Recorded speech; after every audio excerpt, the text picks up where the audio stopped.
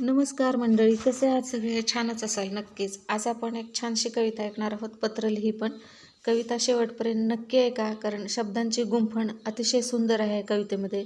कवितेचे कवी कोण आहेत हे मला कळू शकलेलं नाही, त्याबद्दल मी माफी मागते आपल्या सगळ्यांची. तर ऐकूया. पत्र लिही पण नको पाठवू, शाई मधुनी काजळ गहिरे. पत्र लिही पण नको पाठवू, शाई मधुनी काजळ गहिरे.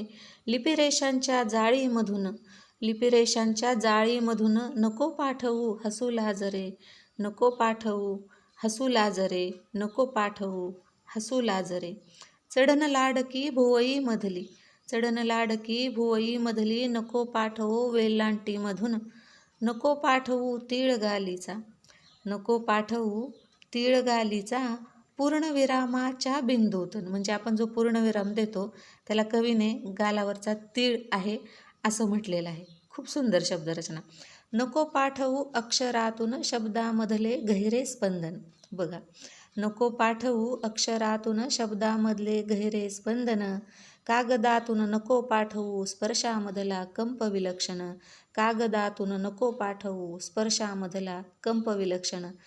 किती सुंदर, म्हणजे खरंच कौतुक करावं तेवढं थोडं आहे. कसं सुचलं असेल काय माहिती. नको पाठवू वीज सुवासिक उलगडणाऱ्या घडीघडीतून. नको पाठवू वीज सुवासिक उलगडणाऱ्या घडीघडीतून. नको पाठवू असे कितीदा सांगितले. नको पाठवू असे कितीदा सांगितले. तू हट्टीपण तू हट्टीपण. पाठविसी ते सगळे सगळे पहिल्या ओळीमध्येच मिळते. पाठविसी ते सगळे सगळे पहिल्या ओळीमध्येच मिळते.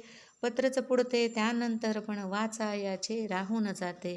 पत्रच पुढते त्यानंतर पण वाचायाचे राहून जाते.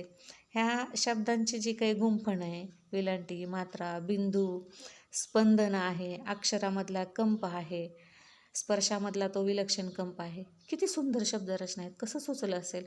काय सुंदर, म्हणजे खूप, म्हणजे आपण विचारसुद्धा करू शकत नाहीत की अशी पण कविता असते म्हणून. परंतु कसं आहे मंडळी, ज्याच्या त्याच्या भावनेवर ह्या गोष्टी अवलंबून आहेत. तर आवडली का तुम्हाला कविता? छोटीशीच आहे परंतु छान आहे. अर्थ खूप खोलवर आहे याचा. आवडली असेल तर नक्कीच लाईक, शेअर, सबस्क्राईब. धन्यवाद.